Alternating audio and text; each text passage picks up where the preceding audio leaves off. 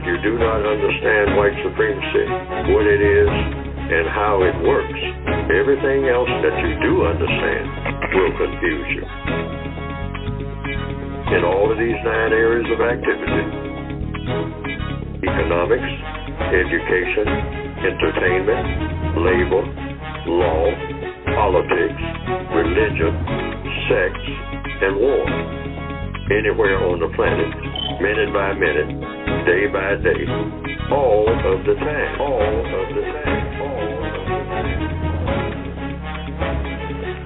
Well, good morning, and welcome to the April the 18th edition of the Counter-Racist Code Show with Mr. Neely Fuller Jr. I am the co-host, Mr. Bobby, and we welcome you to today's programming. And we certainly would love for you to be a part of today's show. Those who are regular know exactly what to do, but for new people, this is what you can do. If you want to be a part of today's show and be able to speak with Mr. Fuller, just simply put in this number, 516-453-9921, and you may press the number 1 button, and that will entitle you to get in line, that you may ask your question or make a brief statement to Mr. Fuller so that he may be able to address your question via suggestions, particularly from his code book, the United Independent Compensatory Code System Concept, which we will be discussing all throughout the program. If you are a first-time caller, make sure that you tell the call screener that you are a first-time caller and give the call screener your name so that eventually it will get to me and that I can give you a proper introduction. You can also Gmail me if you would like at this particular address, the numeral 7, Mr. Bobby, BOBBY, at gmail.com. I will get it and give you a symbol that I have it, and it will be read at an appropriate time, which right now is unidentified because we have to take the callers first. And then when we have space and time, a Gmail will be read. I do try to incorporate 1 or 2, maybe even 3 Gmails a show. So even if I don't read your Gmail, it does go in rotation, and at an appropriate time it will be read. And lastly, you can participate in this show by going into the chat room, which is being filled up right now. All you have to do is go to blogtalkradio.com, and then you want to search for programs or shows. When you do, you click on that, and then the Produce Justice show will come up. You put that in there, and then the chat room box is available for you to get it, to click on, and you may get in there. And occasionally I will refer to a subject or something that's being said in the chat room. However, do not use the chat room to ask me a question to ask Mr. Fuller, because, Captain, that ain't going to happen, all right? That's what the phone number is for, and that is what the Gmail is for. So we got that out the way. During the program, or at certain points in the program, Mr. Fuller will speak about his book, and I have my copies here, the United Independent Compensatory Code System Concept, which you can purchase by going to producejustice.com. While you are there at that site, there are past shows that are on there, and occasionally when Mr. Fuller goes on the Carl Nelson show, that will be up on it so that you can also listen to his interview with Mr. Carl Nelson. They usually tell me what he's going to do and when he's going to be on Mr. Nelson's show, and then I will release it to the public so they can know. But if it's not done that way, you can also catch it on the rebound like I did the last time. It's still good, so you may want to do that. Okay. So I think that is all that I have to do. Greetings to everyone in the chat room. Yeah, we got my ace in here today. 888, she's in the house. We're all good. All righty. Oh, don't forget, press that number 1 button so that if you have a question on the phone, that I can get to you.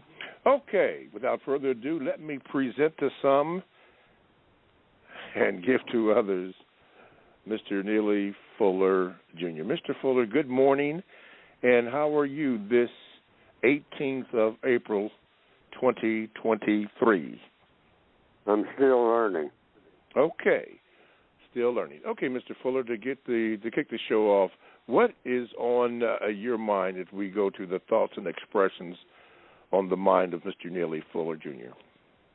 A basic question that I think everyone should wake up every morning, and I say this makes this a part of the code, and just ask yourself this question: why haven't I solved the race problem? Whatever you're doing, just have that question run past your mind. Also, I believe that in the interest of time and energy, which is what we all have, somewhat, we have time, we have energy, and we're supposed to be using that time and energy to solve problems. And presumably the race problem is the biggest problem on the planet among the people of the known universe. That's my perspective, I think, is based on logic and evidence. Others may have a different view. But I'm saying you can wake up every morning and ask yourself, why haven't I solved the race problem? That would be the first thing you ask yourself. And answer yourself according to whatever you think the correct answer is, whatever that answer is. And you can also, as an argument settler, I've been thinking about this recently, all week really. I haven't thought of it before. The same question can be asked of others when it seems like everybody's just arguing back and forth about this and that and this aspect of the race problem and whatnot. Each person who is taking part in the exchange of views, that's what I call it. I hope it's not an argument, and rather than an argument, it's a conversation.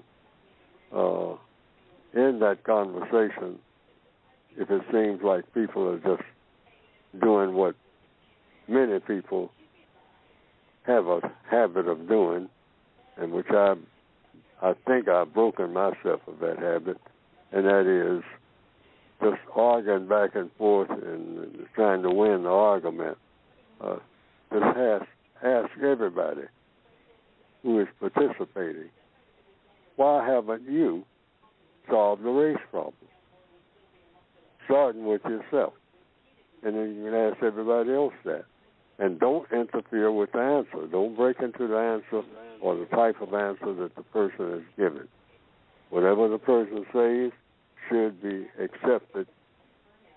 And if it's not, in your own mind, just be ready with another question. Don't argue about the answer to the question, because you ask the person the question.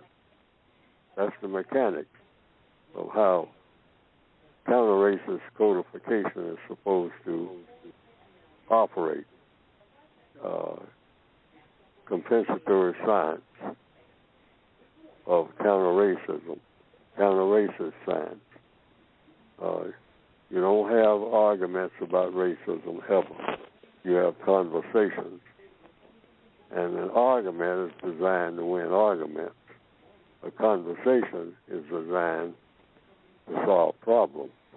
And all problems, presumably, according to compensatory logic, are solved through the process of questions and answers. And that's a very basic question that you can ask anybody, white or non-white. Why haven't you, sir? Why haven't you, ma'am, solved the race problem? And then ask yourself that. And whatever answer is given, that's the answer. And just be ready with the next question if you have one. But that's a question that should keep down people arguing about any aspect of the race issue or problem solving. Just ask, why haven't you solved the race problem? And don't, put a question mark behind it. And don't start giving your opinion of why the person hasn't done it.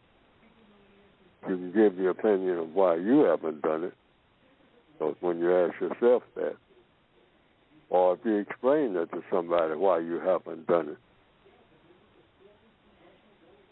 and it might come back to, well, is there a race problem to solve?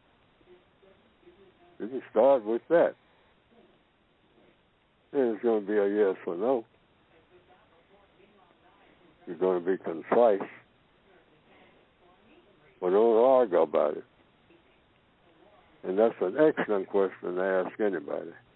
And when you attend a seminar or anything like that, and some person stands up who's denouncing everybody and saying that they need the floor because they, and implying that they know everything, then that question should come right up real fast on the part of everybody present. Well, sir, ma'am, since you say that everybody else needs to shut up and listen to you, okay, why haven't you solved the race problem? We just want that question answered first. So, see, a lot of people want to talk like they know everything. And so let them. Why haven't you solved the race problem? Since you want everybody else to shut up and listen. Why haven't you done it? Past tense, not trying to do it. Why haven't you done it? And don't break into the answer. I think it'll work magic. And it'll stop people from just arguing just to be arguing. Uh-huh. That question, that one question, why haven't you, sir, and always be polite, always be courteous, why haven't you, ma'am, solved the race problem?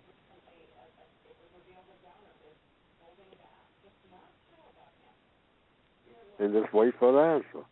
Everybody quiet. Everybody's dead quiet. Wait for the answer. And let them talk. But in connection with answering that question. And that will help everybody who is present. That's not looking for a way to start arguments or to end one or to do anything else. It's a way to solve the race problem. A question. And that is a very important question I don't think is asked enough or at all. But I think if you just run a trial on it, you'll find out that it'll work magic. Let Mr. Anderson talk. Since he wants to talk, he keeps breaking into everybody else's, what they have to say.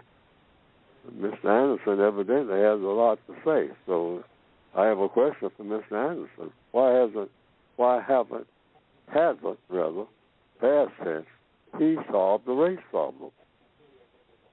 Since Mr. Anderson is seems to be implying that everybody else present doesn't know what they're doing, don't know what they're saying, and talking about people who are not here or who need to just shut up and stop going on the radio and be fired or whatever, and dealing with this race issue.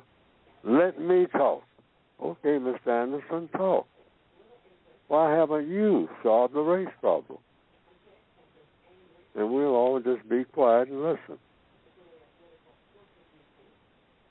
about your explanation for why you haven't solved the race problem. Since you have said that you wanted everybody else to be quiet and listen to you, we'll listen. But that's the first thing we want to know. That's the first question we have. Mr. Anderson, why haven't you solved the race problem? Past tense, done it already. Since it seems like you know quite a bit. And I don't care what kind of leader it is. See, a lot of people got a reputation for being a black leader. ask something to be addressed to any of them at any time. Why haven't they done it? And the answers you get will boost everybody. Now, it's not just a way of what you might call getting back at somebody. That's not what this is for. This is for solving the race problem. And that is a question that will help everybody, including Mr. Anderson, whatever his answers are. And it'll help the person who is asking the question. Because you ask yourself that same question. Since I'm here and I want to do some talking too, like Neely Fuller is doing right now, why haven't you, Fuller, solved the race problem? That's a question for you. And I give my answer right now. I ain't smart enough. I'm trying to get smart. That's why I say I'm still learning.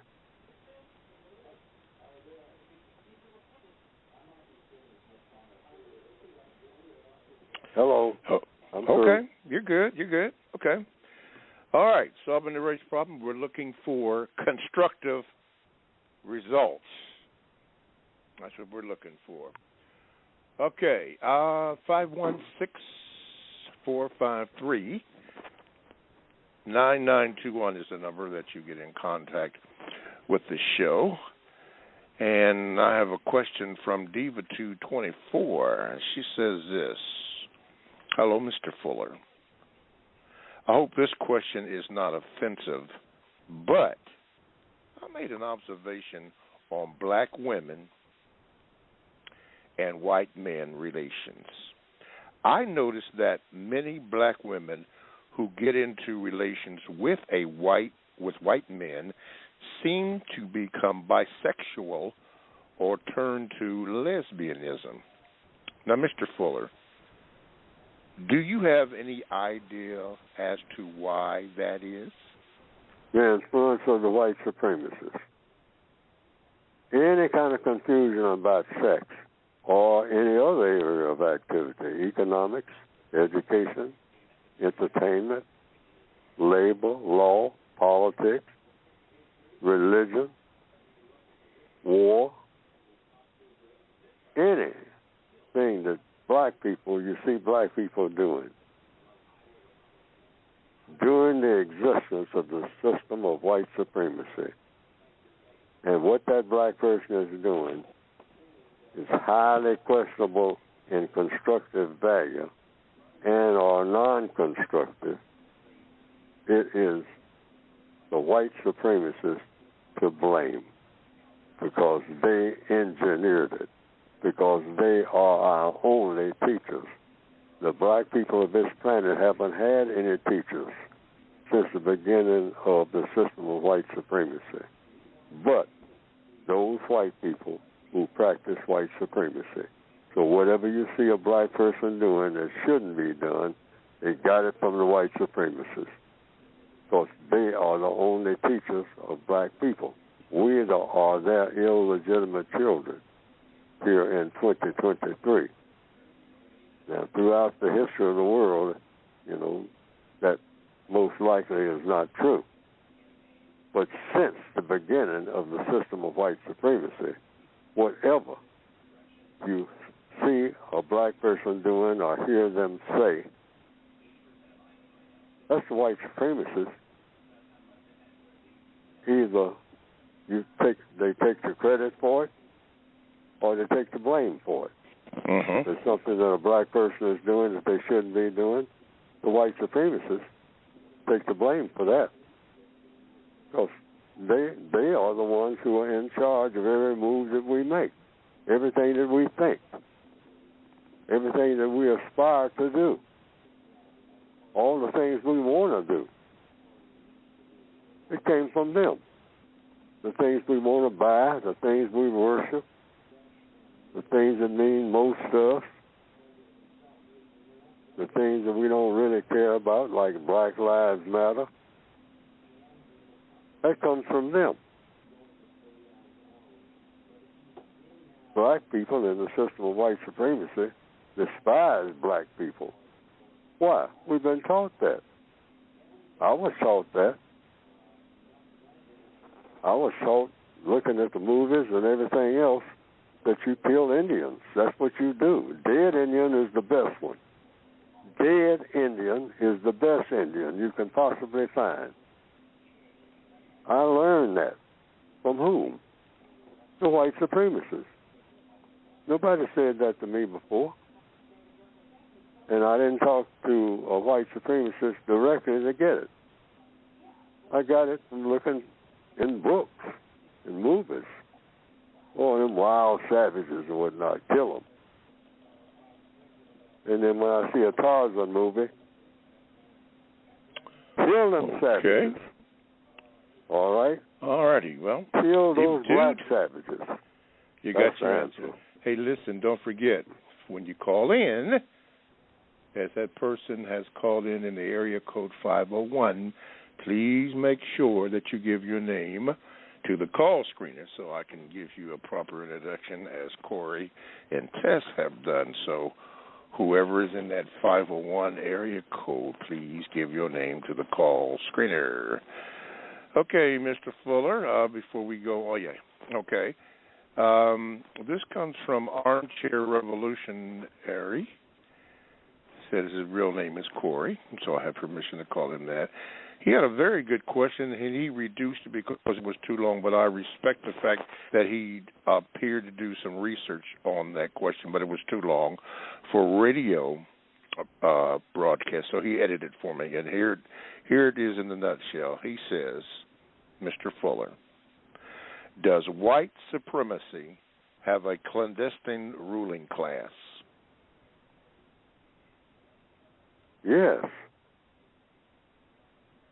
And they're all white supremacists. That's the qualification. Doesn't get no tougher than that. That's the top. White is supreme. That's the ruling class. Now, they have a little pecking order among themselves like all gangsters. That's why I use the movie The Godfather as something you can learn a lot from. They fight among themselves.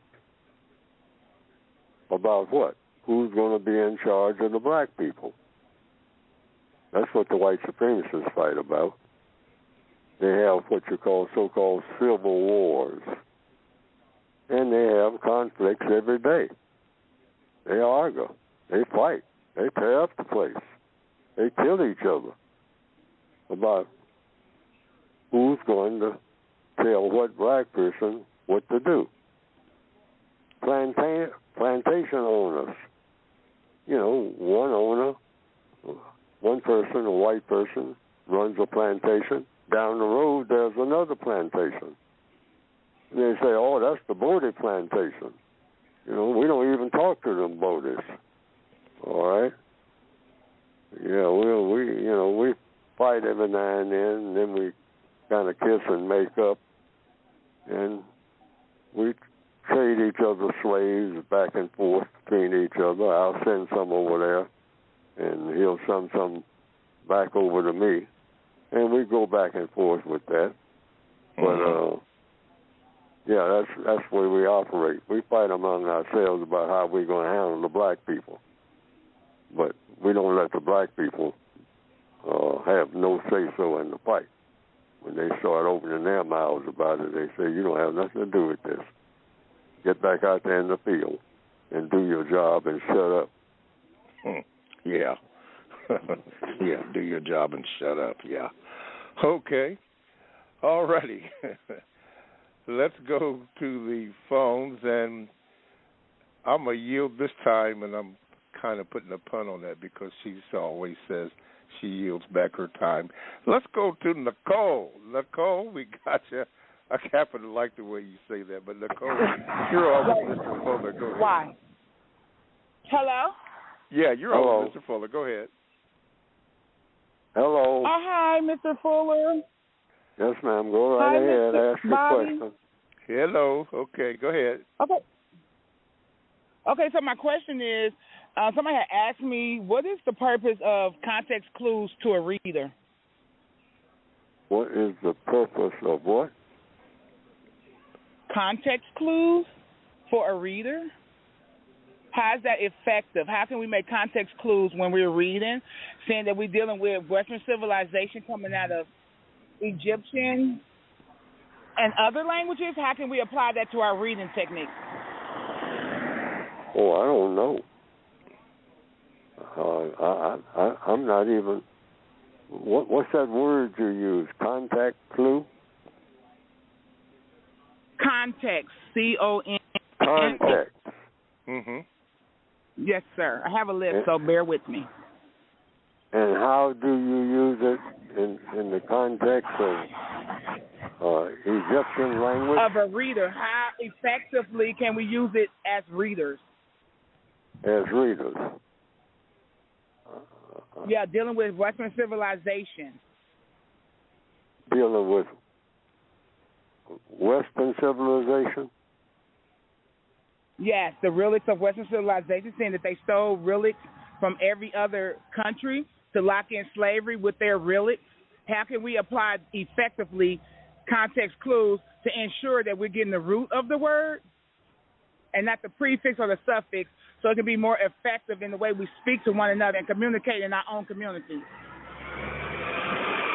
Oh, well, I wouldn't know about that, but I do have a word, guys, to use in English. See, that's what I go by in the Northwestern Hemisphere. Now, you just have to study the process for people who know about that type of thing. There are people who are Egyptologists and et cetera. They have different labels who deal with languages of all types. Swahili. Right, the way people pick up their trash make the trash man mad as fuck and don't want to pick up that trash. That's why I tell people, why you disrespect the trash man? Why is why what? Pick up that slimy shit? What's your question now? Wrap that shit up. Pick up ammonia and grease on your trash. The fuck? Okay, Nicole. Okay. I'm not comprehending. This is not a good day for me. Okay, Nicole, can you hear us? No, I can't. Okay, there must be something matter here. All right. Tell you what we're going to do. Thank you, Nicole. We're going to go to a break, and then we'll come back with the programming here. You're listening to the Counter Racist Code Show with Mr. Neely Fuller Jr.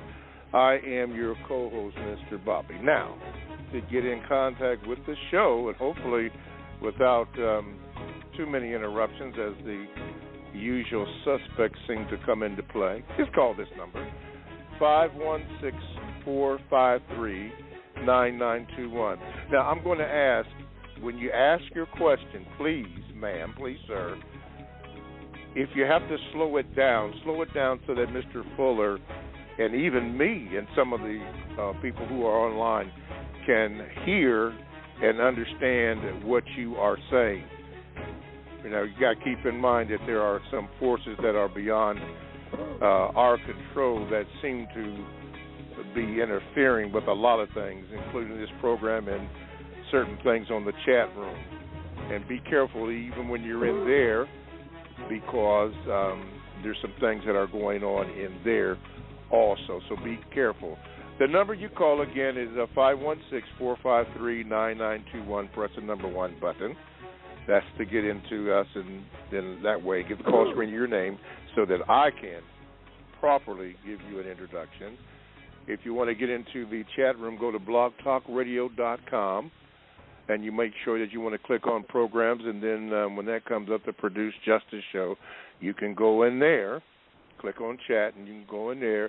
Now, there are rules to the chat, and I don't know if somebody's been calling somebody some names, but those who are codified know you're not supposed to do that.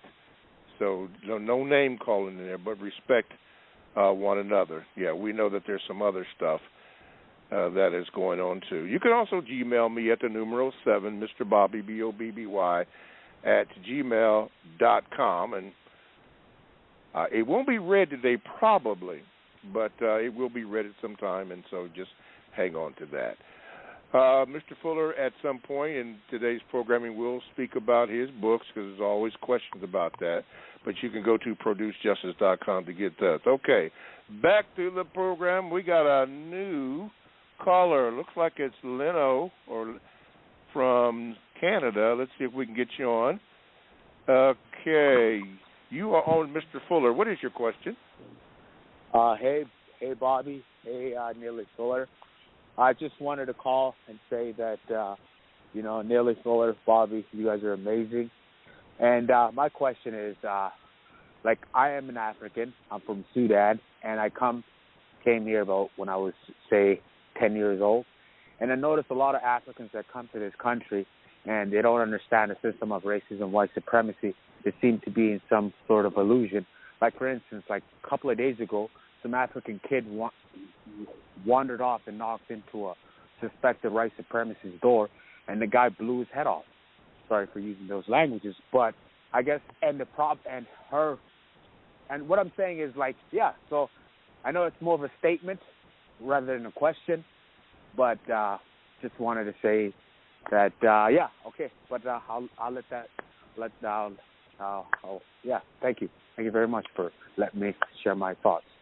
Okay, your thoughts. Yeah, the stuff's still going on. Thank you. Call back. Okay, Tess. Get ready, Tess.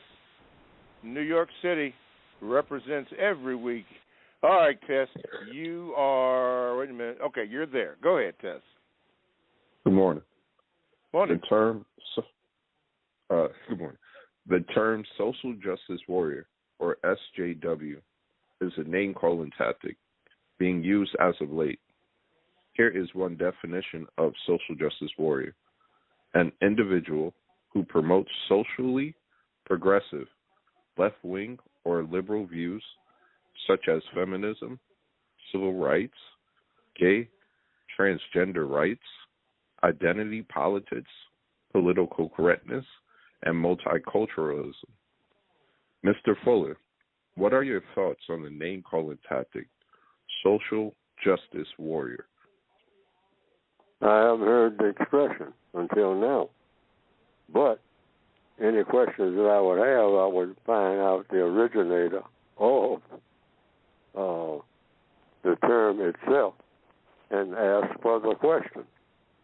And then ask the details of anything that they were proposing, if they were making a proposal or saying something they were trying to achieve, and then always ask the major question, and that is, will whatever they are proposing under that banner, under that title, is it going to produce constructive results?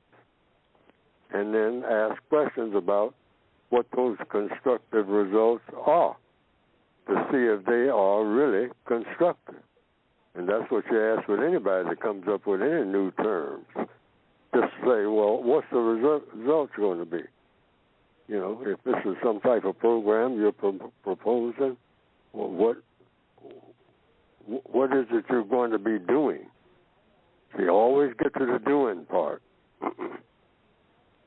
And, they can have, everybody can, has an opinion about the theoretical part. I have a concept, a codified concept, all right, but the concept is supposed to say, now this is what you do, and this is what you don't do, and go into fine detail. And that's all you got to do is just keep asking questions. And that's what I would have to do with the person who came to me with those new letters, that new expression. And I would say, well, what is this for? Yeah, I might have 2,000 questions about just what it is that they're introducing to me right off the bat. Because why would I have 2,000 questions? Because it may take 2,000 questions to get all the answers that I need to make the most sense out of what they are saying. Unlimited questions. Get in the habit of, because a lot of black people have been taught not to ask questions. Question everything. Question everything. I mean, and have another question and another question and another question and another question. Why? Just is this a form of just harassing people or something like that, or causing more confusion? No. It's the way to solve all problems. Questions and answers will take everybody right where they need to be. Will not take everybody where they want to be, but it's guaranteed to take everybody right where they should be. Questions and answers. That's the law of the universe. Okay. All right. Thank you, Tess. I don't have to tell you not to be a stranger because you know what's happening. Okay, before we go on, Mr. Fuller, you often, and people are really intrigued about your military service, and particularly the sergeant, which you often refer to. They're really interested in something happened where I guess you went in there talking about something, and it appeared that the sergeant was only interested in constructive results. Speaking about somebody working, can you explain what that sergeant meant and what he meant to you, and how he perhaps enlightened you on what was happening? Well, he taught me that, rather than all the verbiage, rather than all the talk, he implied to me, say, well, you've been around a lot of people that just do a lot of talking, but never accomplish nothing. And I kind of concluded, well, maybe he's correct. And one of the people that I was around is me. That, verbiage. A whole lot of talk, a whole lot of ceremony. And, maybe I didn't know whether I was like that or not, but he was pointing that out. He said, I just want the results, Fuller. I want you to do something. Can you point out what you do that makes sense? I just don't want to talk about making sense. I want to make sense in everything that I do. See, that's how I operate.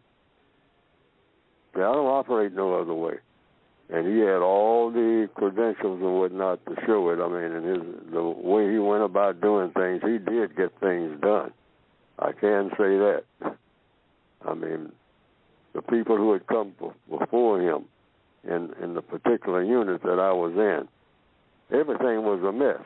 He straightened it out overnight almost because he believed in that thing. Hey, all this standing around talking forever. I don't do that. I don't go that way at all. He said, if you say something, it's something necessary to be said. Don't take up my time just talking just because you can't stand silence. There ain't nothing wrong with silence until you got something to say that's worth listening to. Otherwise, don't say nothing forever. If you speak to me, you better say something that got, that I can use to get something done. Yes, sir. Otherwise, I don't want, to use another term. My time is too short for a long conversation. He'll let you know that right up front. Right up front, yes, sir. Constructive results. Okay. So we're looking for Corey. Get ready. Milwaukee is getting ready to be on display, Corey. You are in. Good morning, Corey. Good morning, Mr. Bobby. Good morning, Mr. Fuller. Can I remain on the line, please, Mr. Bobby? Sure. Go ahead. Go ahead, brother. Okay.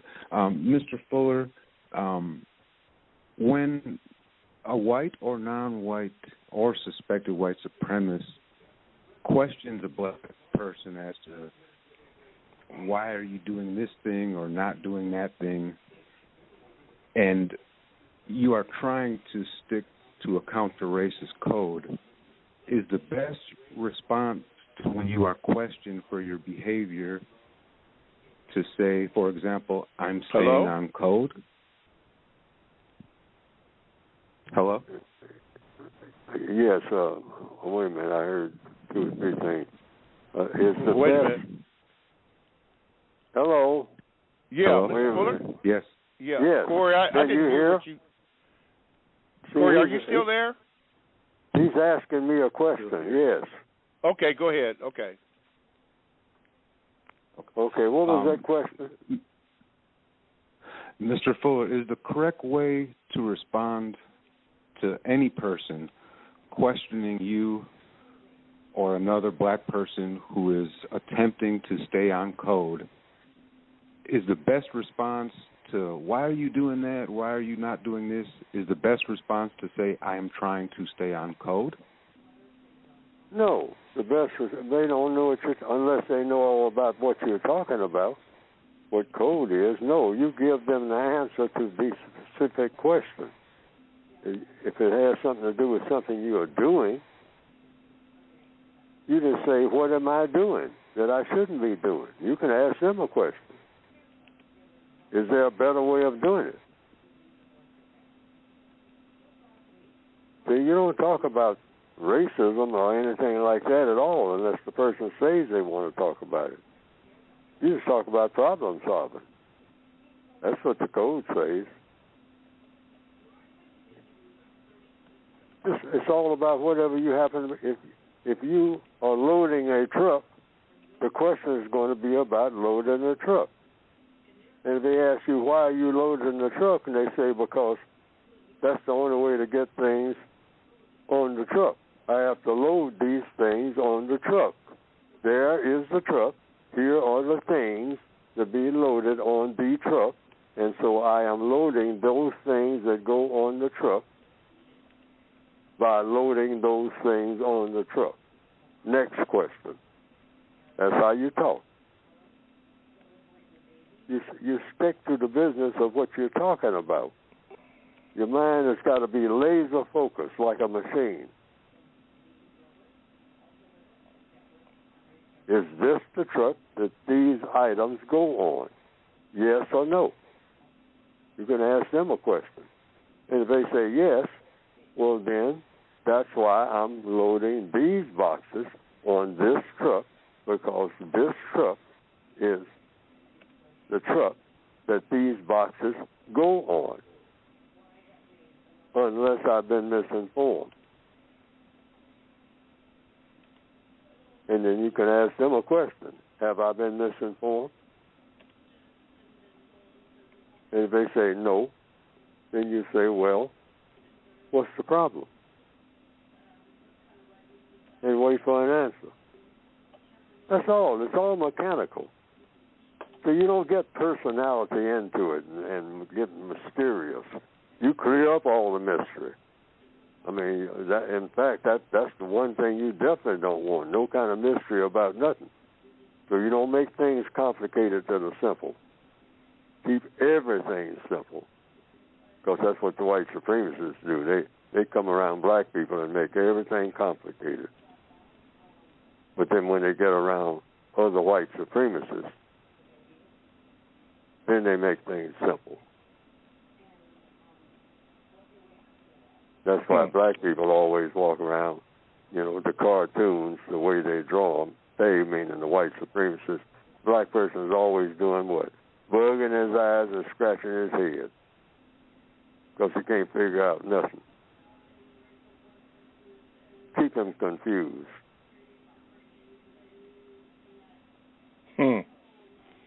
Why? Because when you confuse people, you can dominate them.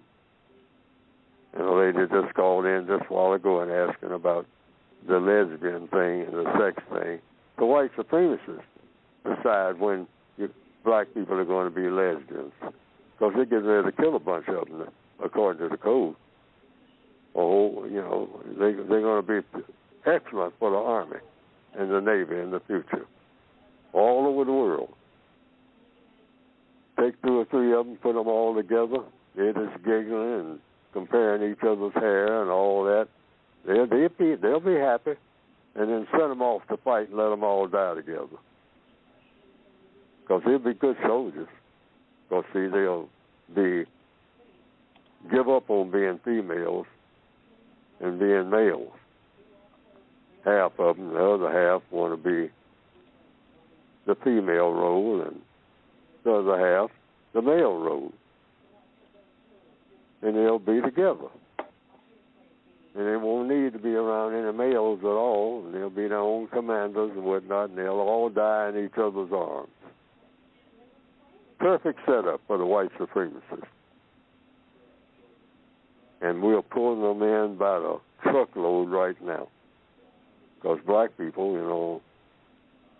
you can when you can confuse them in sex, You got them in everything else. Economics, education, you got them. You got them. Once you confuse people, or any people, confuse them sexually, give them 30 and 40 different types of sex to choose from, they'll be all over the place, and their minds will be gone to nothing but garbage in 2 or 3 generations. You can completely destroy them, and that's exactly what we're doing right before everybody's eyes, and they're giggling and jumping in by the truckload. Because they don't know better. That's how we got them in the first place, conning them. They don't know a con when they see it. They think they are conners, a lot of those black people. No bigger con than the system of white supremacy. Absolutely. Absolutely. All right, Corey. You're on, brother. Thank you so much. Let's see, Mr. Fuller, because, man, the usual suspects are doing their thing. And that's not good, but we'll go on. Thanks for your support, everybody. Let's see, this comes from, what is this? Identify Her Savvy says this. Question, Mr. Fuller. I find it strange that some black women and men that is in their late 30s to 50 years of age are dating 20 or 30-year-old men or women. Is it because they have low self-esteem, or they feel like they failed in their 20 or 30 years of age range? And how is this socially acceptable? Because the white supremacists have decided that everything in sex, everything that pertains even directly, indirectly, or remotely to sex, has to be massive confusion among the non-white people of this planet if you're going to mess with them long term and have them enjoy doing it. But their minds will be messed up, not just in sex, but in everything, because sex is powerful. So if you have a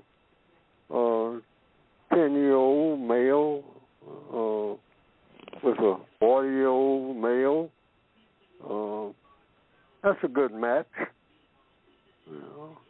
And if you have a black female with paired off with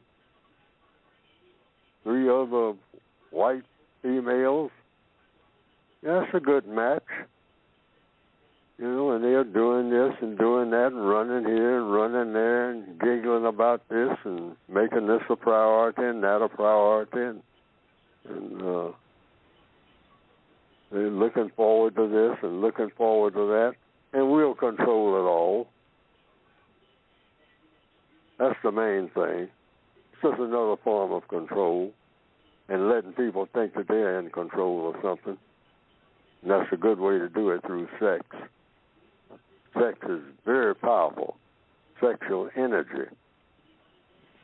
This is why people who are up to doing things that they shouldn't be doing like to catch people young when it comes to anything sexual. Catch them while they're real young and plant things in their minds, all right? And then just like the old Bible saying is about, catch them early. And as they get older, they won't depart from it.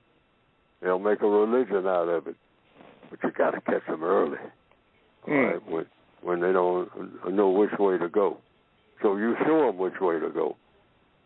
That's why a whole lot of people become priests. That's their aim. They ain't thinking about no Jesus. They're thinking about how they can coax that little boy behind the rectory. Yep. And do not want you to say anything about it. And they've admitted to it, and they're paying millions of dollars and whatnot, and keep on doing it. Those that are still doing it. Mm-hmm. Yeah. Why? Because it works. That's why. Start early. Okay? Some of the older generations, see, like myself, they'll say, oh, you're old-fashioned. You don't know what's going on. You don't know what's happening now. All right? Hey, what's happening now is the same thing was happening thousands of years ago and been tried. And it didn't work out for a whole lot of people. What makes you think just because you put a little paint on it now, it's going to work now? Speaking about that, Mr. Fuller, a question was asked in the chat room. The question was, did you see the video of the Dalai Lama tongue-kissing a young boy in front of an applauding audience? Tongue-kissing a young boy? He was tongue-kissing a young boy. No, I didn't see that. I didn't see it either, but wow, gosh. Oh, man. Well, it just goes to show you, okay, so you just ask questions. Now, what's the purpose of that? And does that produce a constructive result? Yeah, does it produce a constructive result? And if so, how?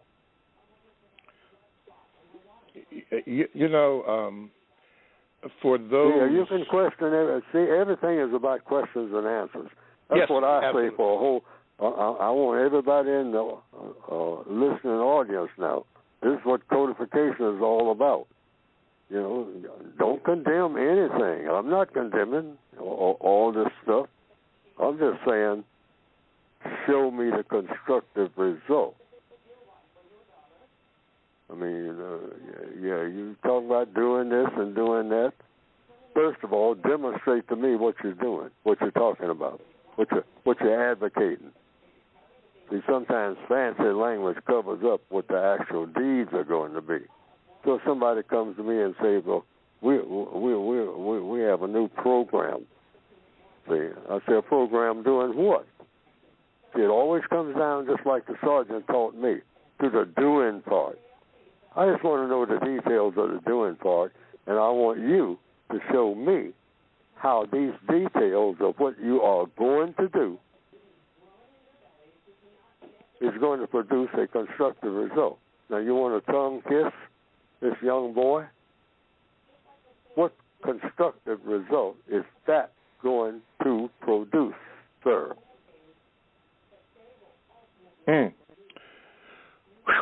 Have mercy. That's all you got to do. Simple. Yeah. It's been said, or has been said, that there are a lot of people who are defending what the Dalai Lama has done. Naturally. Yeah. So it goes to show you what the white supremacists have done. They did an excellent job, and they did it in record time. This thing is just about 50 years old. And a seed bed for it, from what I've heard, was overseas, was Thailand. Another place was Brazil. And then in the northwestern hemisphere, San Francisco. And these were the incubators that the white supremacists set aside. Here's where we're going to do the damage. And I understand some part of Africa was chosen. But I've forgotten what that was. Yeah. Well, but 50 years ago, I heard that in the Far East, and the Far East has seen a whole lot of just about everything. Yeah. But I understand that Thailand was a sort of an incubator. I don't know if it's that now. Yeah.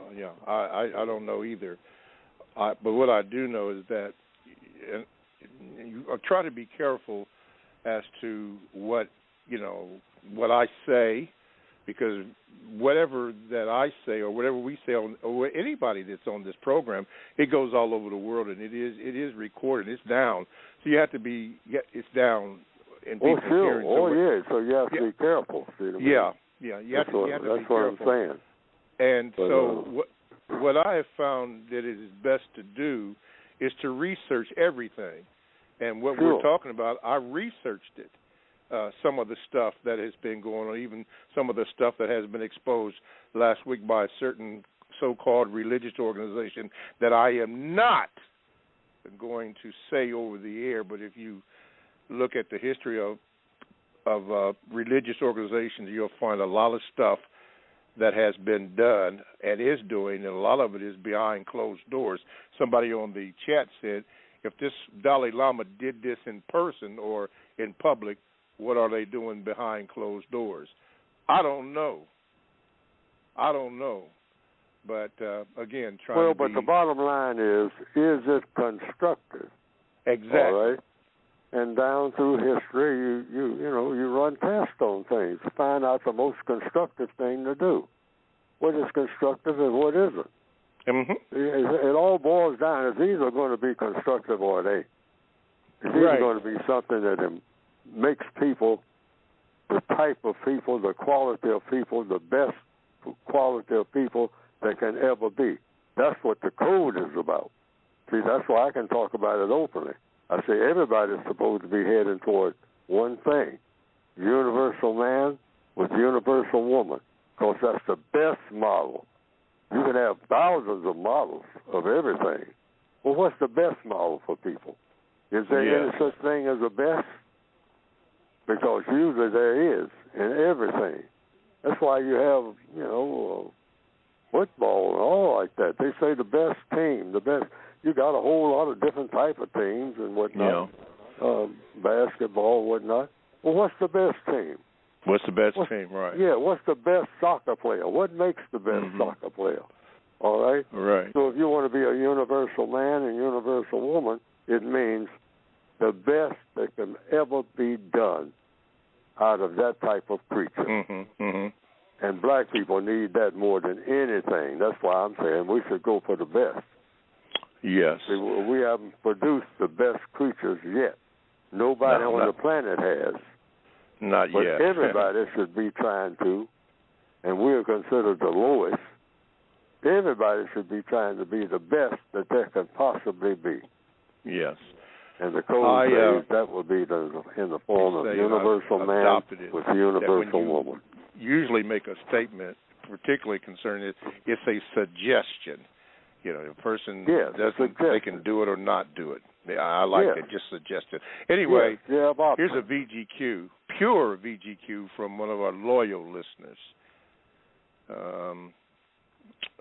Just say Miss J. She says this. She said, in regards to the misguided woman that called into the show using profanity, I'm not sure that she understands that words have power and vibrations. There is a Japanese scientist named Masaru Emoto who studied the molecular structure of water and rice after he spoke kind, loving words and profane words to them. The water and the rice that got the kind words looked like beautiful geometric patterns under the microscope.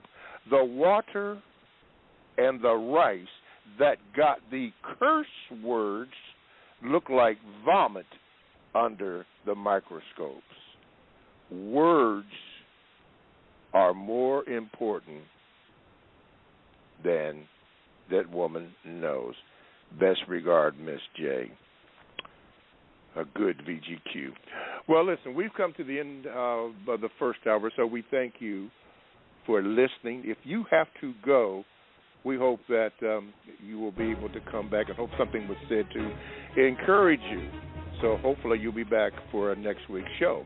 But for those who are going to stay, we have one more hour to go. And as I used to say in terrestrial radio, stick and stay, don't go away, because Mr. Fuller will continue this great discussion that we are having today. Call in, and we'll get you on. Okay, so we'd like to thank Robert and all the fine people that are behind it that make Mr. Fuller and I sound good. I don't know if you can make us look good, but Sure make us sound good. And all you for listening, thank you very much. And stay tuned for the second hour of the Counter Racist Code Show with Neely Fuller Jr. and Mr. Bobby, which will begin in exactly 5 seconds. All right, welcome back to the second hour of the Counter Racist Code Show with Mr. Neely Fuller Jr. I am your co-host, Mr. Bobby. Now, to get in contact with the show, you need to call this number. That is 516-453-9921. That will get you your place in line. You will be put on hold until you are acknowledged. So you can do that. If you are a first-time caller, please be sure to tell the call screener that you are. And we have a special setup for you so that you can be heard. Please be brief. You can also join the chat room, and they are humping in there today.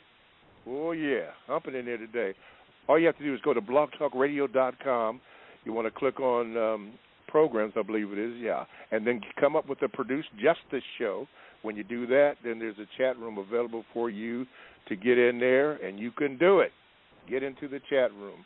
Be aware that there are other people that are on that line that would like to interrupt you, but that's more powerful, of course, as someone has suggested today in the chat. They are all over the place, and they are trying to disrupt the great work that Mr. Fuller is doing in trying to produce justice. There's a lot of people that are against that, so we try to be careful in the suggestions and things that are being said. But don't be scared. Make your calls or suggestions and ask your questions. Okay. You can also email me at the numeral 7, Mr. Bobby, BOBBY @gmail.com. And when the appropriate time comes up, it will be read. Okay. And one more thing. Books, materials, all that. Go to producejustice.com. Producejustice.com. Okay. They're waking up out in L.A., and you know what that means. Swa, you are on. Good morning, sir. Greetings, Mr. Bobby. Greetings, Mr. Neely Fuller Jr. Neely Fuller Jr., how is it constructive for non-white people to no longer have sex with white people?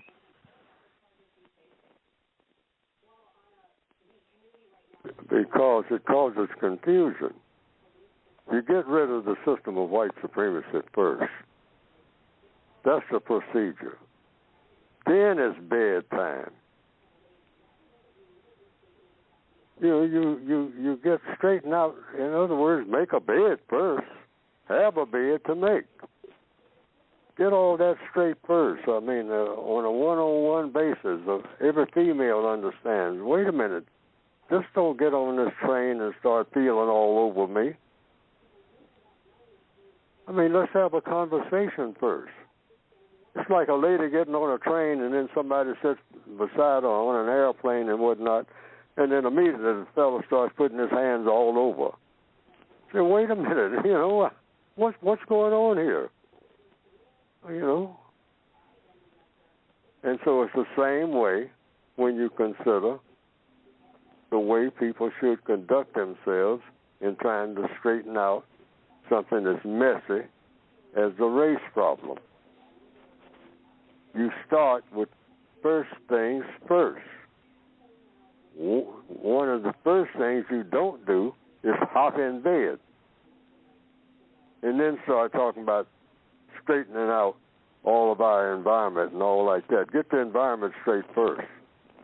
The economic environment, the educational environment. Black people are dropping out of school and coming out with of school sometimes graduating, very beautiful graduation uniforms, and can't read a lick of nothing. Can't read at the third grade level, finishing high school. We don't need that type of thing, and that's in the field of education. So in the field of sex, to answer the question, wait a minute. I'm a prisoner of war, and you are of the prison master class. So we don't have sexual intercourse until I'm no longer a prisoner. Get that straight first. Otherwise, you're taking advantage of me. That's all that is. I'm a prisoner of war, and the prison master comes into my cell, satisfies him or herself and whatnot, and then walks off. And I can't go too. That's the situation you have when you have sexual intercourse between a white and a non-white person in the system of white supremacy. Get rid of the system of white supremacy first. That's the first thing you do. Then it's bedtime. Otherwise, it's not being logical, and it's not producing what? The most constructive result. It's adding to confusion. That's what. And it's taking advantage of the non-white person. Mm-hmm. And that's what's happening there.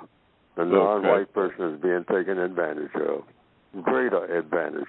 Already been taken advantage of by being an illegitimate prisoner of war, which is what every black person is on the planet right now. An illegitimate prisoner of war. All right. Swa, got you. Back to the chat you go, man. Come on. All righty. Let's stick and stay out in California. And Dr. Sin Q. Get ready, Dr. Q. See if we can get you in. I don't know if I have the right to call you Dr. Q, but it says Dr. Sin Q up. Get ready. And here you go. Dr. Sin Q, you're on with Mr. Fuller. Good morning. Hey, good morning. Greetings. Yeah, that's fine. You can call me Dr. Sin Q or Dr. Q, however you want to say it. Okay, thank you, sir. I don't have any issue with that. So I got two things I want to say. Well, I first have a question. Mr. Fuller, is there any constructive value in using the United States Constitution for victims? Yes, if you use it and it gets what? Constructive results. I've done that. You use everything that gets constructive results. Doesn't make no difference what it is. Does it produce a constructive result? If it does, do it. Black people should be all about anything that's going to produce a constructive result. But we want, we want to be able to say that that result really was constructive. Why? Because the white supremacists never wants a black person to do anything that's going to produce a constructive result unless it's to the advantage of the system of white supremacy. But if it's going to be to the advantage of the victims of white supremacy, a black person is not supposed to be nowhere near it. If it's going to produce constructive results for victims of white supremacy. It's just that simple. So anything, you don't just look at the label on something, the Constitution of the United States.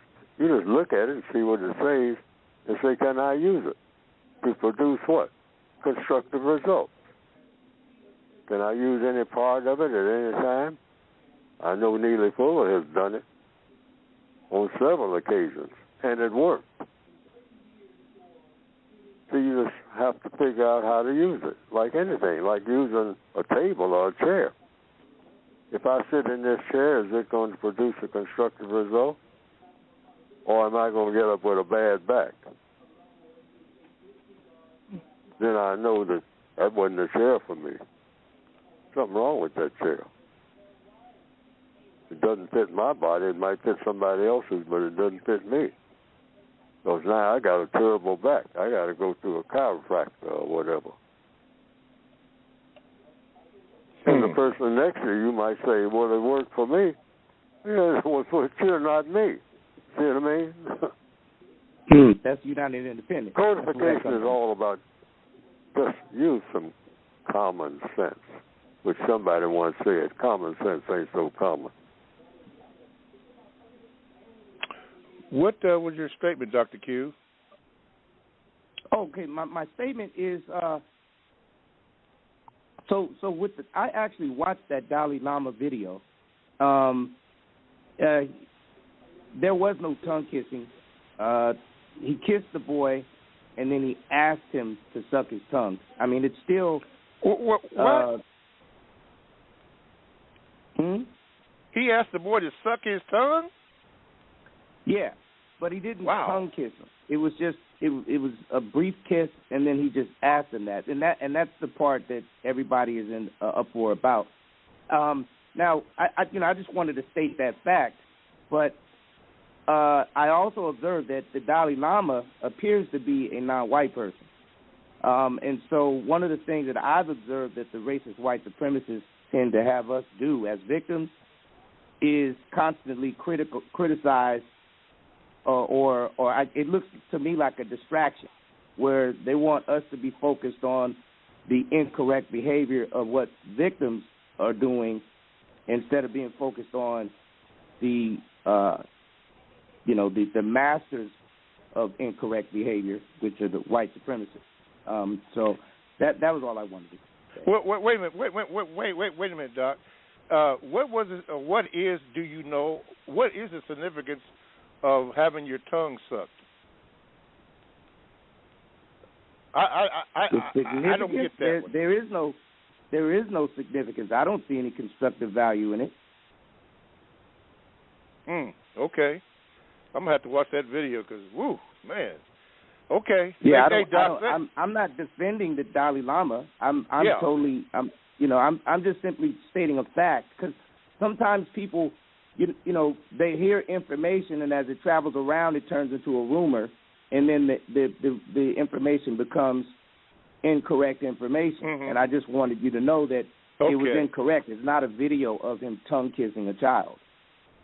Just trying to stick to the facts. That's all. The facts. Sound like Joe Friday. Just the facts. Okay. But again, it's a distraction, right? Yes. They want us victims to be focused on other victims instead of being focused on the white supremacists. Okay, Doc, I get that part. Yeah. Yeah, you're right. Distraction. You are correct. Yes. So, thank you very much. Thank you, Dr. Q. Appreciate that. Don't be a stranger. Mr. Fuller, in all of your years that you've been around to observe many a thing in many a area, I don't know what that significance of whatever the Dalai Lama did. I'm going to have to watch the video. But have you ever heard of anything like that, tongue sucking or whatever? Well, a lot of people have customs. You just ask, what is this for? What constructive result is that supposed to produce? What is the constructive result? That's the question. That's always the question for anything, any move you make. Move you make, what's going to be the constructive result? Is it going to be something constructive? Is that going to be the result? Or is it going to be non-constructive? If it's going to lead to something that doesn't contribute to more civilized behavior, or to civilized behavior, I almost say more, because there's no such thing as civilized behavior among none of the people of this planet. There are no civilized people on this planet.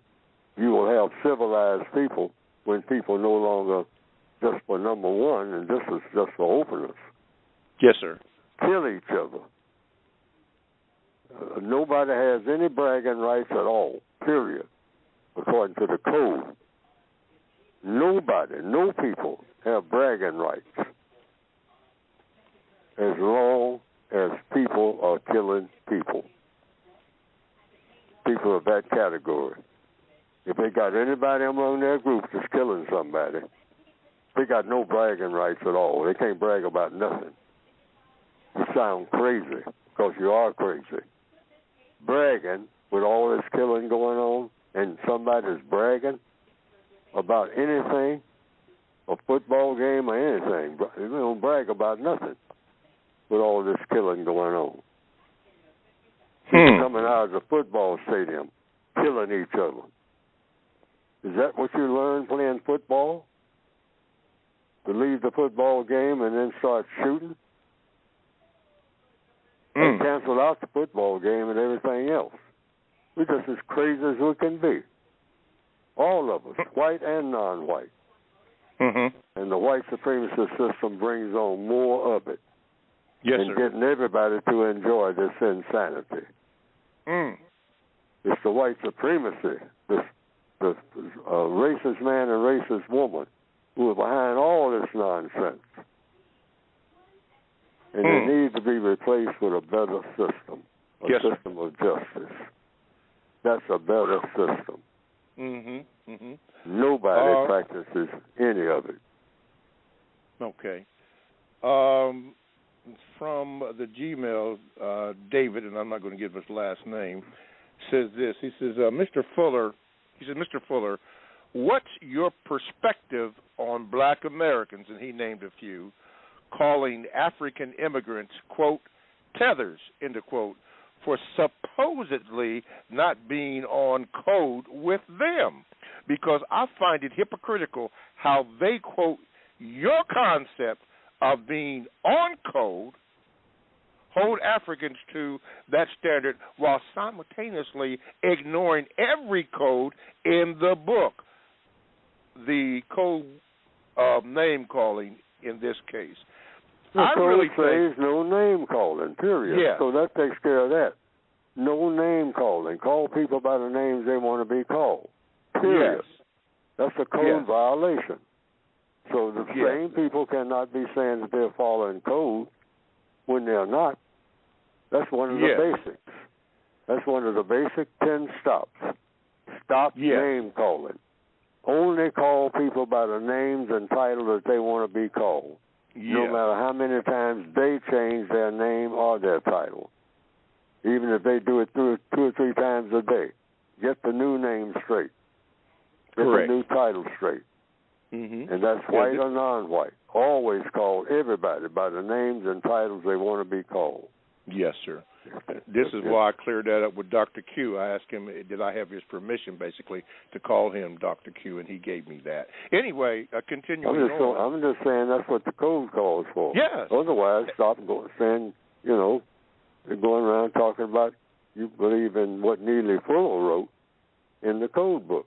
Now, if you're writing something different, and that's your code, say that this is your code. You can make that distinction. Now, the code does allow that. Why? Because Neely Fuller is not nobody's dictator. Why? Because Neely Fuller has not solved the race problem. That's why he ain't qualified to tell people what to say and what not to say. I only make suggestions. But make a difference between what you are saying, whomever you are out there, and what Neely Fuller is saying. Always make that distinction. You'll say, this is what Fuller said. Well, I ain't paying no attention to Fuller. He didn't invent nothing. Okay. This is what I'm saying. I'm King Jesus. That's my name. All right? And I'm saying that this is my code. And then as King Jesus, go ahead and say what King Jesus got to say. It's real simple. It doesn't call for a lot of complication. There ain't no complication. If you're saying something, go ahead and say it. But make it clear, I'm saying this. This ain't got nothing to do with no Neely Fuller and his garbage. Check with him. Right. Okay. He continues, David continues, he said, Mr. Fuller, I really think your perspective on this topic could stop a potential tribal war between black Americans and black Africans. Thank you for all your work, and I'm looking forward, Mr. Fuller, to hearing your response, which you just gave, Mr. Fuller. All right. Thank you, David, for that VGQ. Okay. Let's go back down to the great state of Texas. And get ready, Cleo. Get ready, because I'm ready for that introduction. Here we go. All right, Cleo, you're on with Mr. Fuller. Good morning, everyone. Long live NFJ and forever live Logic. Thank you, Mr. Bobby Roberts, Sharon Moonpie, CRCS team. Hey, man, appreciate all that you guys are doing. Mr. Fuller, What would be your constructive response to those that say to you that seeing yourself as a victim is the problem and that doing so makes you weak? That's not the effect it has on me. That's all I can say. Now, if it makes the other person weak, if they say that they're victims, then I want to know, who are you? I mean, that, I just got questions, that's all. And if the person says I'm not a victim of white supremacy, then one thing I say to everybody on this program, nothing that Neely Fuller says got anything to do with you. Because everything that I have written is for victims of white supremacy. Now, any black person who says they're not a victim, nothing that I say applies to them. In fact, I can learn from them. I want to hear everything. Well, I won't say I want to hear everything they have to say. That's not correct. I want to watch everything that they do. Because I'm going to do some of that. And we'll try to do a whole lot of it. Because I'm a victim of racism, and I want to be. So any black person who's not a victim of racism, I want to watch what they're doing and seeing how they escape that. In fact, I recommend that everybody watches them. In fact, I want to know who they are. And I want to know what they do in all 9 areas of activity that renders them to be not a victim of white supremacy. And I want to find out how they did it, because I'm going to write a book on that. Mm-hmm. And not only that, I'm going to throw mine away, because I ain't going to be no victim if I follow what they did. And that's the whole point. See, this is not about winning arguments. This is about solving problems. Yes, oh yes.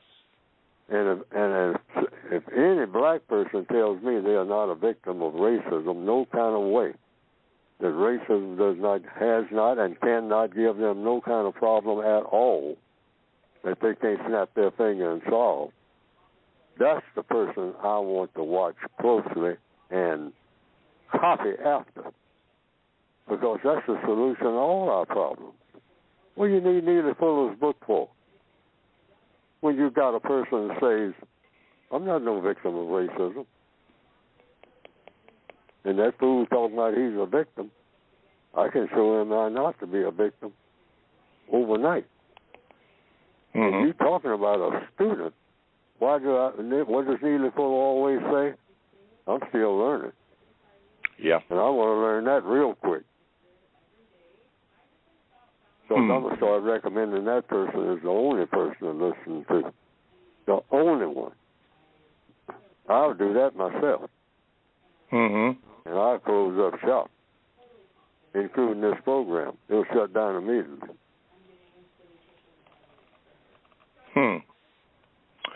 Okay. All righty.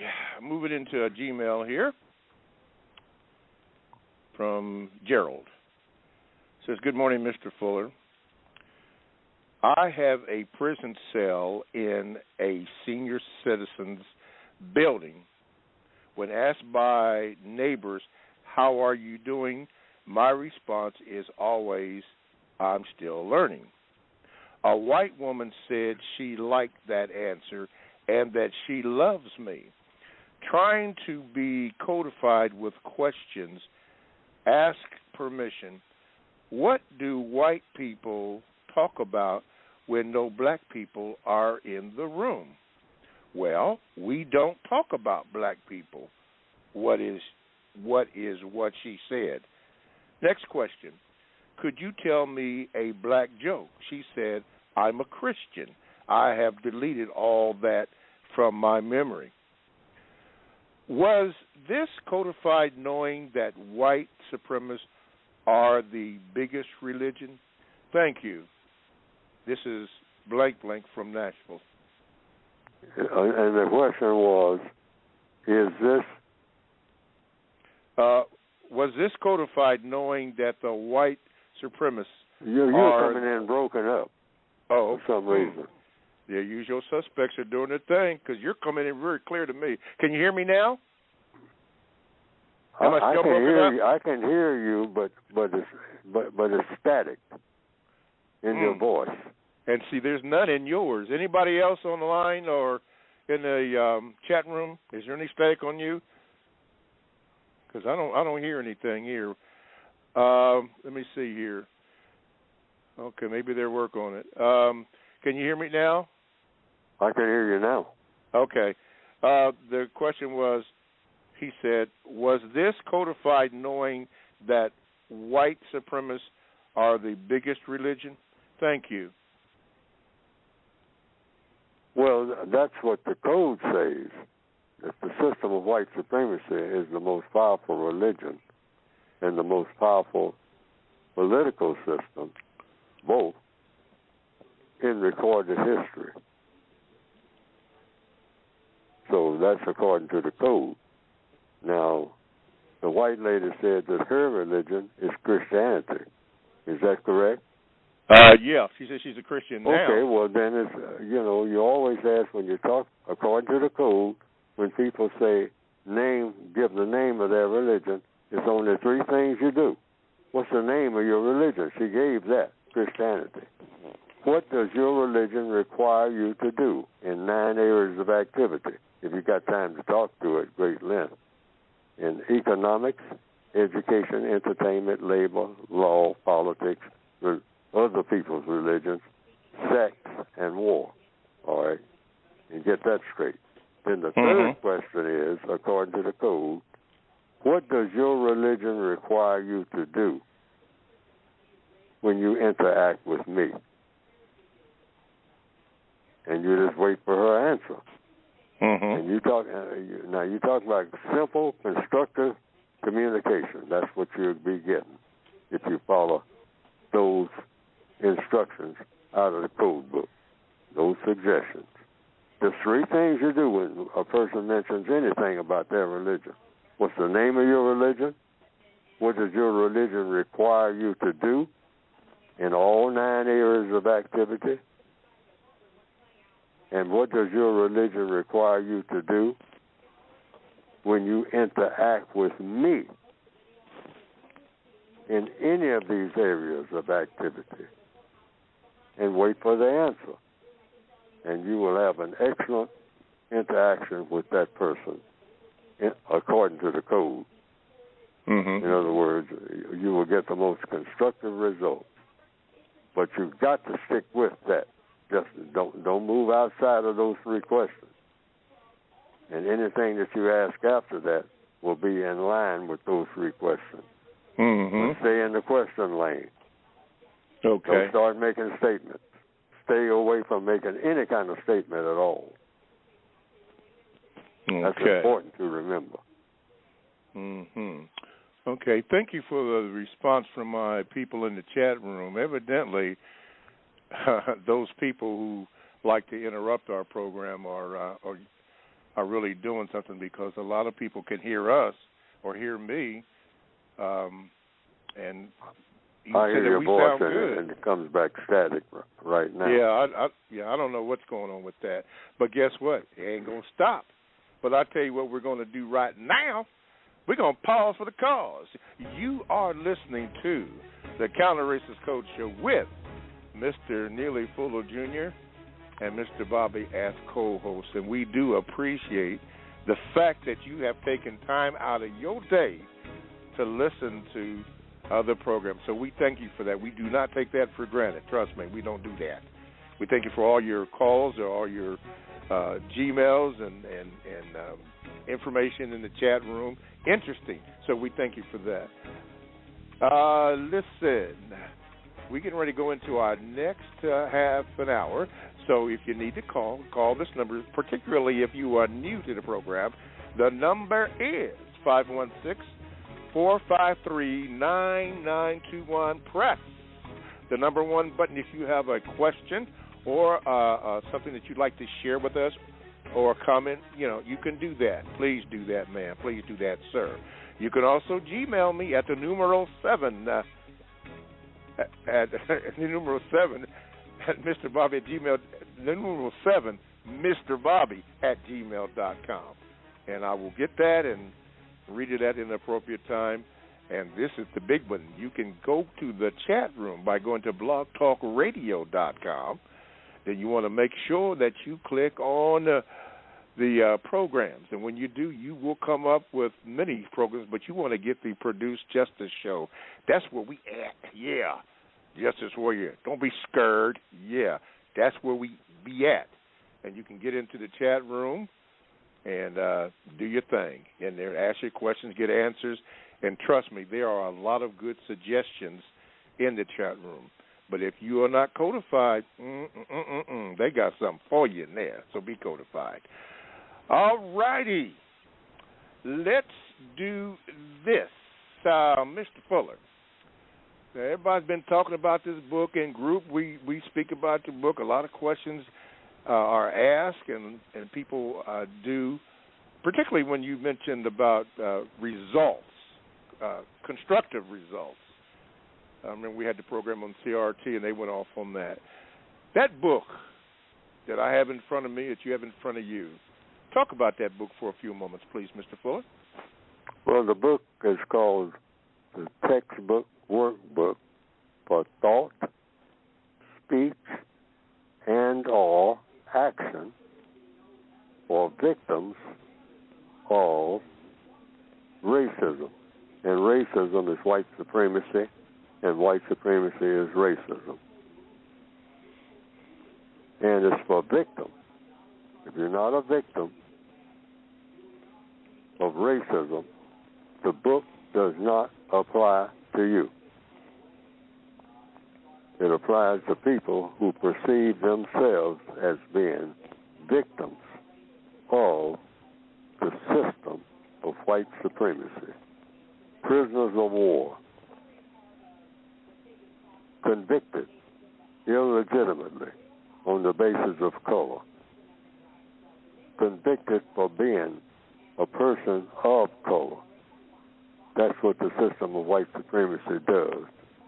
It makes convicts out of people of color worldwide. Permanently convicts, born criminals. And the crime is being a person with color in his or her skin. That's the white supremacist law. So this book is designed to get rid of that system, which is an illegitimate system, convicting people of a crime, saying that they are criminals because they are not white. So they are automatically born criminals. And the color of their skin is their crime. That's a crime to have been born black or what they call red or brown or yellow or anything other than white. And when you were born and put on planet Earth, according to the white supremacists, you are the incorrect color for people to be classified as people and have color in your skin. It's either or. If you're going to be a person, you can't have color in your skin. If you're going to be an animal or something to be abused, you have color in your skin and you're in the form of a person. You are a creature, an animal, to be mistreated deliberately for fun, for glory, and for material comfort for anyone who is classified as white. That's what the white supremacist doctrine is. So this book is supposed to be designed to help you to replace the system of white supremacy, if you're a victim of it, with the system of justice, which would be a better system. And then white and non-white can get along, hopefully, through this system of justice and make people behave the way that people should behave, and that is have a planet where no one is ever mistreated, and a planet where the person that needs help the most gets the most constructive help. And that's what everybody will be committed to. And the book is supposed to help point in that direction by having us meaning the victims of racism, pioneer that process of having a universal man and a universal woman rather than just the white supremacists and their victims. That's not the best arrangement for the people of this planet. And the book is about giving you details of how to go about doing it on a daily basis as an individual person. You don't have to ask anybody's permission or anything like that. Just step forward, follow the guidelines in the book. And some of the guidelines are on page 60, 61, 62 of the basic textbook. Just how to use your time and energy. When you come into the world, you have time and you have energy. Now, if you get lost anytime reading the book, you can always go to the 2016 edition and look up under economics, page 60, 61, and 62. That's under economics. And how do you best use your time and energy? And there's 4 things with a long explanation of why these 4 things are named. But it's just 4 things you can do. I mean, be doing it all times. You've got to be doing one of these 4 things or you're off track. You're not on code, as they say, to use a slang expression. But it's on page 60, 61, 62. That's how the whole book is structured.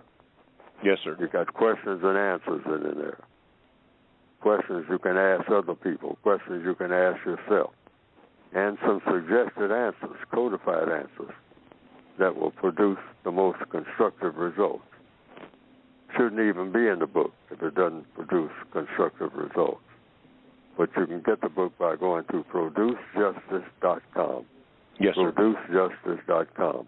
And then there's a word guide that shows you how to use words and how not to use them, and what words not to use, too, and how to best use these words in a way that it will do what? Always give you the most constructive results. Yes, sir. Go to producejustice.com. Okay, producejustice.com. All right, thank you, Mr. Fuller. I know you watch the news through various means. I guess you still get the paper or magazines or television. Were you aware of a situation in the southeastern part of the state of Oklahoma where a recording device was left in, I forgot what county it was, McCordle County or whatever, in southeastern Oklahoma, where the law officials, the sheriffs and that group, after they had a meeting, a recording was left there. And it was I saw and heard it last night. It was recorded what they thought and what they said about and how they feel about black people. Now, these were law officials wearing the badge, to protect and serve and uphold all the land. And the things they said on that tape, which I did hear, including murder, knew somebody, knew hitmen, and how they felt about killing black folks. Were you aware, or did you hear any of that conversation or news item? This is addressed to me? No, it was on the question. You. I'm saying that it was on the. Yeah, this question is addressed to me now. Yeah, I'm addressing the question to you. Did you hear about that? No, I have not. Okay, all right. Well, then we can move on. Okay.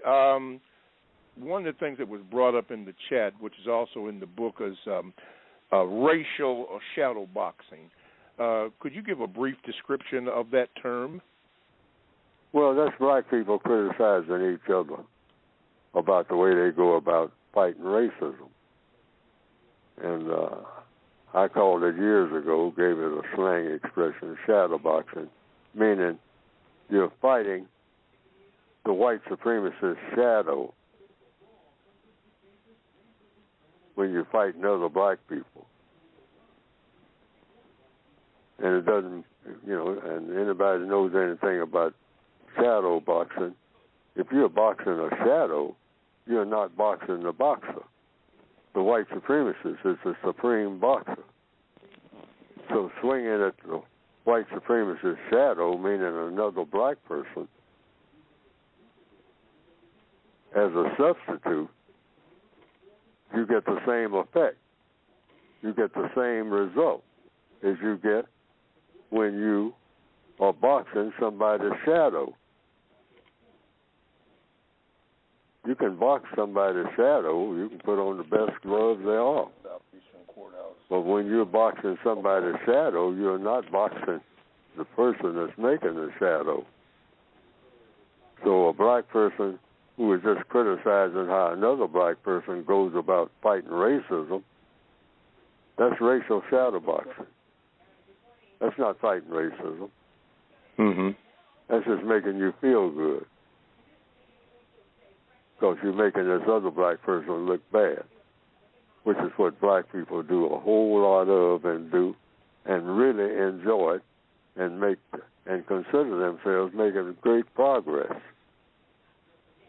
The black person who makes a career out of saying, get rid of these Uncle Toms and everything will be all right.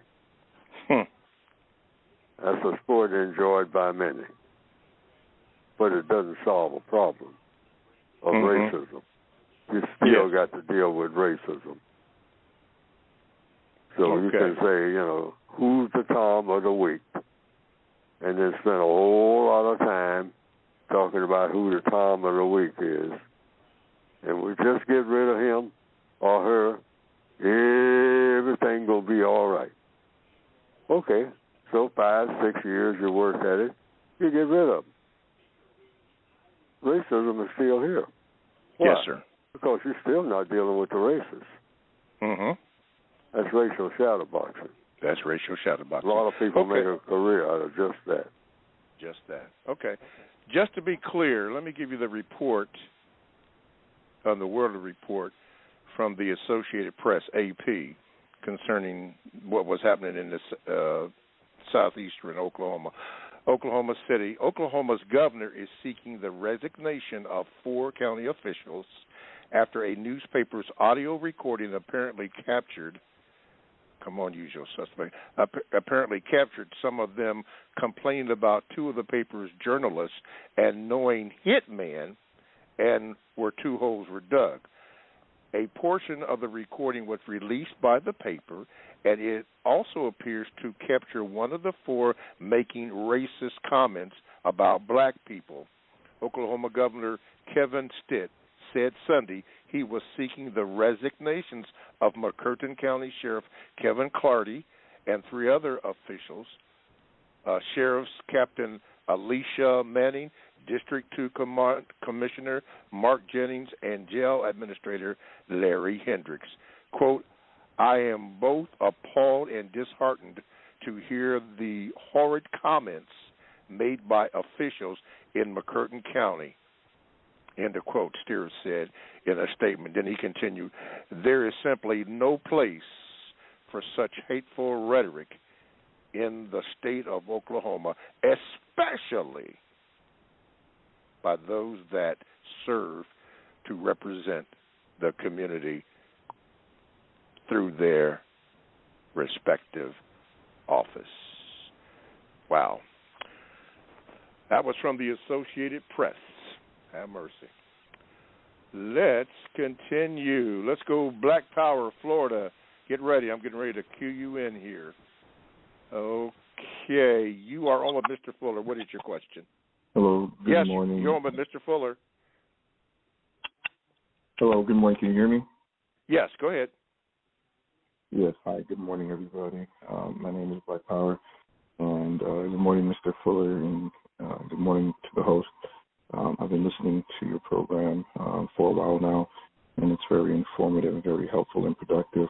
But I just wanted to make a statement that I have been fighting against white supremacy for some time now, ever since I became enlightened, more knowledgeable, more wiser, and had searched for the truth and developed more understanding of life.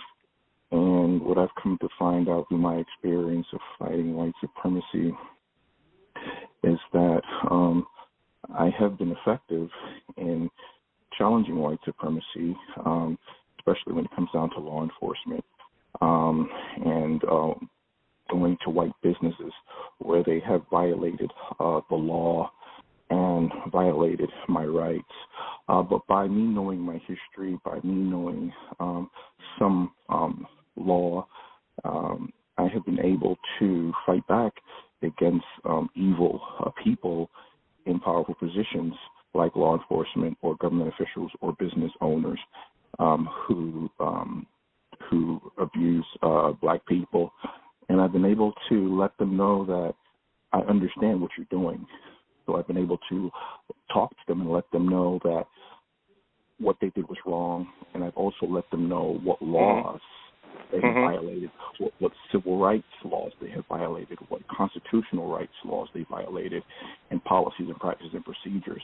So by me being very informed, being very aware, being very knowledgeable about law, about understanding right versus wrong, understanding justice, understanding productivity, speaking very well, thinking very well, and being very presentable, I have been able to expose a lot of corrupt people or white supremacists.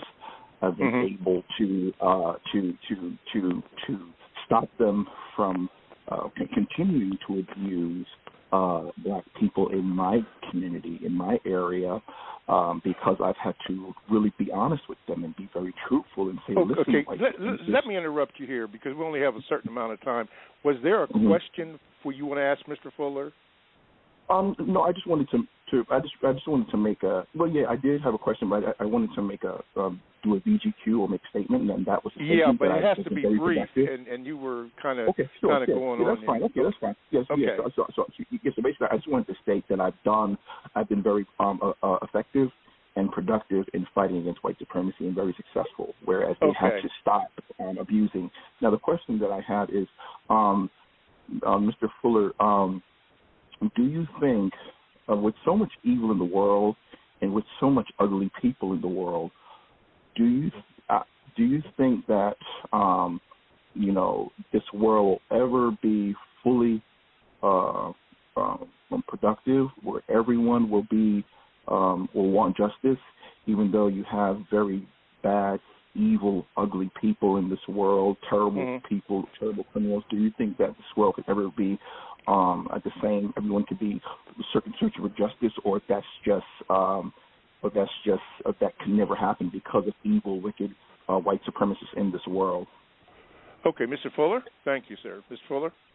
If I understand the question, it comes down to one basic thing: what are we here for? What are we, meaning people? What are we here for? And the answer, according to the code, is, to use a cliche, if you just want to do that, to make the world better than it was when we came into it. So that's the assignment, whether it happens or not. That's the best way to use your time and energy. So why not get rid of a thing called racism, which causes a whole lot of problems? So you can use your time and energy doing that. So it's just a matter of choice. You find yourself here, you have two things when you're born: time and energy. Every baby has that. A baby has time. A baby has energy. How that baby is going to grow to use that time and energy is the basic question. So you say, well, there are problems. Well, what's the biggest problem? Well, according to compensatory logic, something called the race problem. Why is the race problem the biggest problem? Because you can't solve any other problem without solving that one. Now, that's an opinion on the part of whom? Neely Fuller. So Neely Fuller chooses to use his time and energy trying to solve the biggest problem on the planet among people, the race problem. Well, suppose Neely Fuller fails. Well, so what? I have time and I have energy, and I'm supposed to be trying to solve the biggest problem on the planet. That's the logic. So I spend my time and my energy doing that. And if I fail at doing it, so what? I have time and energy. I got to be doing something. So I might as well be doing the best thing I possibly can be doing. And that's what I chose to do, or rather it chose me. I got to the place where I couldn't do nothing without dealing with the race problem. So I said, that's what I'm supposed to be doing all the time.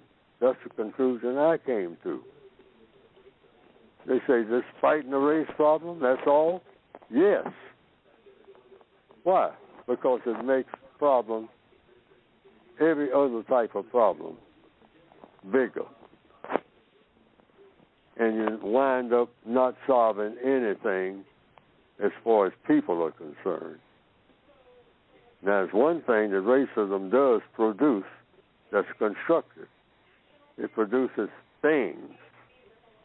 But when it comes to arranging the activities of people so that people become the best that people can be and interact with people, people interacting with people in the most constructive way, the race problem or racism is the very worst thing, according to the evidence, that should have been chosen. It destroys people deliberately. It builds many things, but it throws people away by the millions. By the millions, yes, sir. That's why it's got to be, or should be, replaced with a system of justice that can handle people and things in the most constructive way. Okay. Produce the most constructive result. Yes, sir. Constructive result. That's the key, Black Power, constructive results. Thanks for your call. Mr. Fuller, this is from Corey from the Gmail. He says this, Mr. Fuller, when a black person apologizes to a white person for a mistake or error they made in the past, but the white person continues to bring up this error to the black person and hold it against them, what is the codified thing the black person should say and or do the next time this error is brought up? Oh, you can ask questions. All problems are solved through the process of questions and answers. And so you can ask the person, now, what do you want me to do? Go to page 171. 171. Yeah. 171, 172 of the textbook. But rather than ask yourself, what do you want? What do you want to do? You already know that. So the one thing you should want to do, according to the code, is you ask that person that you're talking about, what do you want me to do, sir? That's number one. Number two, why do you want me to do it? And he might have already answered that. So you might have to skip that question, or you might choose to. Number three, how do you plan for me to do it? And what do you expect the constructive result to be? And just ask him those four questions. What do you want me to do now? Now, we've talked about what I did that was a mistake in the past. And mistakes, that's why they have, you can even tell him this. Now, this is one time you can make a statement. Or you put this in the form of a question. That's even better. Say, sir, I have a question. what is the purpose of an eraser on a pencil? And wait for his answer. But you can start there. Sir, what is that's what I would do now that I'm thinking it through. And you're telling me what the problem is. Okay? So this is all about problem solving. That's what codification is. Sir, what do you think the purpose of an eraser on a pencil is for? Now, I don't know what he's going to say, but you wait. And if he says anything like, well, it's to correct a mistake, and say, well, why do you think there are so many pencils that have erasers on them? And I think he might say something in the area of, and if he doesn't say it, you can, if he doesn't answer, you can ask him a question. Do you think that it might be that many people make mistakes? Since it's a whole lot of pencils that have a whole lot of erasers, even in a school, lots of pencils. I mean, universities, lots of pencils, lots of erasers at the other end of that pencil. Now, why is that? Because people anticipate that mistakes will be made. Yeah. And then you can ask him this question. Sir, do you think that lots of people make mistakes, including yourself? Have you ever made a mistake? See, lots of questions you can ask him to have him think about why does he keep bringing it up about one mistake that you made. Now, does anybody else in the world ever make mistakes? You can ask him that question. Do you know anybody who doesn't make mistakes, including the president of the company? Because you may have heard that the president of the company admitted that he made a mistake. All right? To all the members of the company. And that he learned from his mistake. You might say that. Have I learned from my mistake? See, questions and answers. All you got to do is just ask him enough questions. Try that. Okay. But write down your questions. Have these questions well prepared. Ask every question that you can possibly think of. And then maybe we'll stop bringing this up. Yeah. After he answers your question. Because he brings it up after that. You can say, sir, did we discuss this before? Well, I tell you and what. if you have discussed it before and he tells the truth and say yes, say, well, why are we discussing it now? See what I mean? Question. Yes, sir. Yeah. See, all problems are solved through the process of questions and answers. Don't forget that. All right. I mean, that's what the code is all about, questions and answers. All right. And the code book has it that you can get by going to ProduceJustice.com. That's right. Well, looks like we have come to just about the end of our program, second hour. So we'd like to take the time to thank you, the listening audience, for your calls, your questions, your Gmails, all of that. We don't take that lightly. We appreciate it. And thank you. And I apologize for the many, many mistakes I've made today. And, yes, I've been attacked while on air. The usual suspects are in play. Thank you, 888, for reminding me of that. But I've tried to keep my composure so that Mr. Fuller can be heard, because Mr. Fuller ain't scared. But anyway, that's just my opinion. But anyway, as we come down to the last, again, thank you. Thank you, Mr. Fuller. Thank you, callers. Mr. Fuller, I'm going to give you the last words. Produce justice, and I have not solved the race problem yet because I have not gotten smart enough to do so. But I want everybody to know that. I'm still learning. All right. So hopefully we'll see you next week, and thank you again for listening. Thank you, Mr. Fuller. Thank you. Bye.